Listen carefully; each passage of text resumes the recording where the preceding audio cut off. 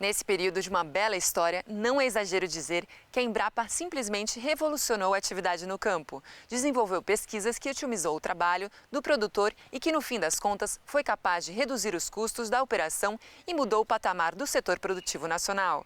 Até o início dos anos de 1970 era assim. A produção agrícola brasileira estava concentrada nas férteis áreas do sul. Os mais de 2 milhões de quilômetros quadrados de terras agricultáveis do Cerrado brasileiro formavam uma fronteira até então intransponível. Tanta terra sem uso produtivo só poderia resultar em insegurança alimentar para a população urbana que só crescia no Brasil. O país era obrigado a trazer de fora boa parte da comida que ia à mesa dos brasileiros.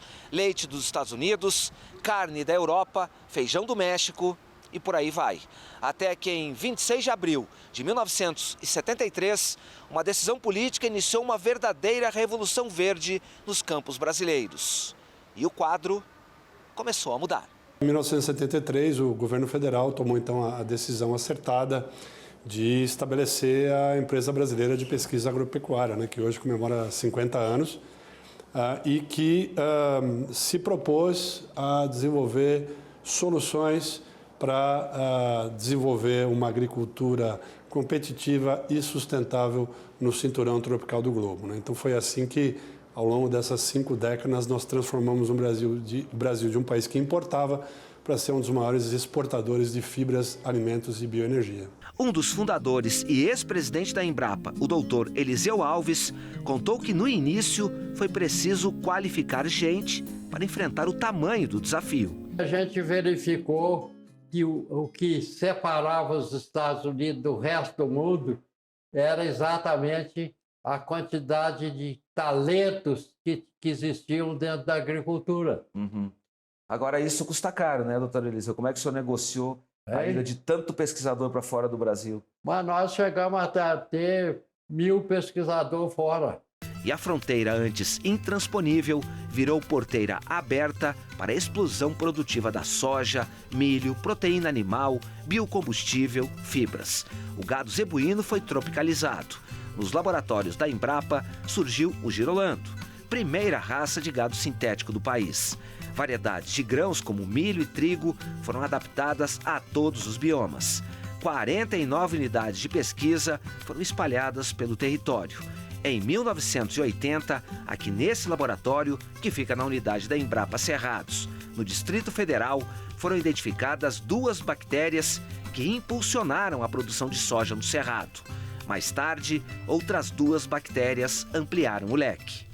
E foi aqui nesse laboratório que foram selecionadas as 4 estirpes de bactérias que hoje são utilizadas no Brasil todo para fixação biológica de nitrogênio na soja. Então, com essas 4 bactérias, a indústria de inoculantes, que é o produto que carrega essas bactérias, aqui a gente tem um exemplo, um inoculante que a gente faz aqui no laboratório, um inoculante de base turfosa. A indústria hoje faz um inoculante de base líquida, mas aqui no laboratório a gente continua na base turfosa. E essas bactérias, então, fazem parte desse produto, que é um produto barato, super eficiente e que transforma a soja numa cultura autossuficiente em termos de nutrição nitrogenada. O que quer dizer isso? O produtor não precisa utilizar fertilizante nitrogenado nas lavouras de soja do Brasil quando utiliza essa bactéria. A tecnologia desenvolvida no laboratório resultou, na prática, em economia no campo de 16 bilhões de dólares anuais. Benefícios econômicos e ambientais, já que o fertilizante nitrogenado libera mais carbono na atmosfera. No banco de genoma da unidade, 2.000 cepas de bactérias benéficas à produção agrícola são esmiuçadas. Nem tanto produtivas para a soja, mas quem sabe? São bactérias que já foram utilizadas no estudo, desde aqueles estudos da década de 70, que elas teoricamente não tiveram uma eficiência de fixação biológica de nitrogênio, de colonização das raízes tão boa quanto as estirpes anteriores, as que foram lançadas, mas elas podem ter outros tipos de função. Transgenia, biotecnologia, edição genética. São as linhas de pesquisa mais avançadas. Pela frente, o desafio: produzir mais com menos recursos naturais. Produtos novos saem de laboratórios e campos de experimento localizados centenas ou milhares de quilômetros de onde serão aplicados. Aqui nesses campos da Embrapa Cerrados, saiu uma variedade de soja resistente ao estresse hídrico, que faz sucesso no oeste da Bahia. A gente vai ver na prática isso com a variedade produzindo lá no campo, naquele ambiente, né?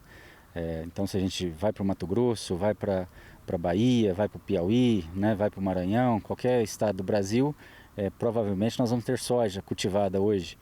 Então, é esse trabalho de olhar o ambiente, olhar os problemas e colocar ali algumas linhagens ainda, testar essas linhagens e olhar, né, com cuidado, usando as ferramentas também que nós temos disponíveis, né, as ferramentas da biologia molecular, para testar o material, realmente olhar se ele é resistente, se ele confirma a resistência ao nematóide, se ele confirma a tolerância ao déficit hídrico, se ele confirma a resistência à ferrugem asiática da soja, né? Então, são ferramentas adicionais para a gente garantir que o produtor vai ter sucesso na atividade dele, o Brasil vai ter sucesso na sojicultura. Todos os anos, novidades saem dos laboratórios e centros experimentais da Embrapa direto para os campos brasileiros. Aqui, 3 variedades de soja, 2 convencionais e uma transgênica, foram lançadas durante uma feira agropecuária tradicional em Rio Verde, no sudoeste goiano. São variedades adaptadas às condições do clima e ao terreno do lugar. Nós procuramos características diferentes, né? Não é só a produtividade, nós precisamos de produtividade, nós precisamos de estabilidade, não é você produzir, se você produzir muito no ano e muito pouco no outro, também é um problema. Então nós precisamos dessa estabilidade, nós precisamos de características que são particulares de cada região, né? Por exemplo, um crescimento radicular vigoroso, você pode ter também uma resistência maior a pragas, resistência maior a doenças, características de arquitetura da planta para você ter uma planta que possa captar mais ou menos luz, né, e posicionando sempre essas cultivares de acordo com a região onde a gente se encontra, onde o produtor se encontra e onde ele vai desenvolver a sua lavoura. E se o desafio é reduzir a emissão de gases do efeito estufa, aqui está uma pesquisadora envolvida no programa Soja Baixo Carbono. O Programa Soja Baixo Carbono é um programa que visa desenvolver um selo de certificação para aquela soja produzida num sistema de produção com práticas sustentáveis. Então, dentro dessas práticas, a gente pode incluir um plantio direto bem feito, com uso de palhada adequado para cada situação, o uso de inoculação da soja e eliminação do uso de nitrogênio químico, né? Manejo integrado de praga, doenças, plantas daninhas, que visa somente utilizar um agrotóxico no momento que precisa e não aleatoriamente. Tudo isso faz com que você diminua a quantidade de carbono que é emitido durante o processo de produção da soja. Mas não basta apresentar sementes aptas à maior produção ou usar a biociência como aliada. Muitas vezes o problema pode estar na terra. Aqui na Embrapa Cerrados, isso não passa em branco. Uma tecnologia exclusiva foi desenvolvida para medir a saúde do terreno. Em 2020, a Embrapa Cerrados desenvolveu uma tecnologia que a gente chama que é um exame de sangue do solo, que é a bioanálise de solo, para avaliar se os solos onde o agricultor está fazendo a sua lavoura, se esses solos estão saudáveis, adoecendo, doentes ou em recuperação. Então, aqui só mostrando como é que funciona esse exame de sangue do solo, né? A gente pega o solo, adiciona os reagentes, para a gente ver a análise dessas enzimas do solo. Aqui nós temos variedade de solos da mesma propriedade ou de propriedades diferentes? Da mesma propriedade. De qual região do país? Aqui do Cerrado. Do Cerrado mesmo. Uhum. Então, eles são solos com diferentes níveis de atividade enzimática. Então, quanto mais intensa essa coloração amarela, mais saudável é o meu solo. Então, aqui a gente observa, olha, que aqui eu tenho um solo com pouca vida, né? E à medida que eu vou aumentando essa intensidade da coloração amarela, quer dizer que o meu solo tem mais vida, mais atividade enzimática. E a gente sabe hoje, com dados de pesquisa, que os solos saudáveis, com relação à soja, por exemplo, chegam a produzir 11 sacas de soja a mais por hectare do que os solos doentes ou em adoecimento. É pesquisa na veia, que resulta em maior produtividade, melhor equilíbrio no sistema produtivo e mais lucro para o produtor. Resultado de 50 anos de pesquisas, desenvolvimento e inovação na agropecuária.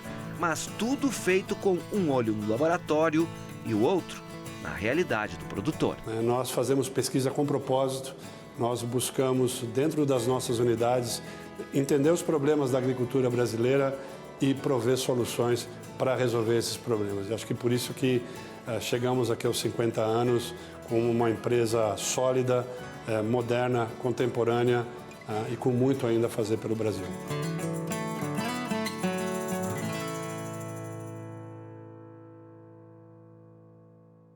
Com essa linda reportagem, encerramos o Tarobá Rural desta segunda-feira. E eu vou ficando por aqui, mas eu te lembro que amanhã temos mais um encontro para falar sobre o agronegócio e, é claro, eu te espero. Tchau!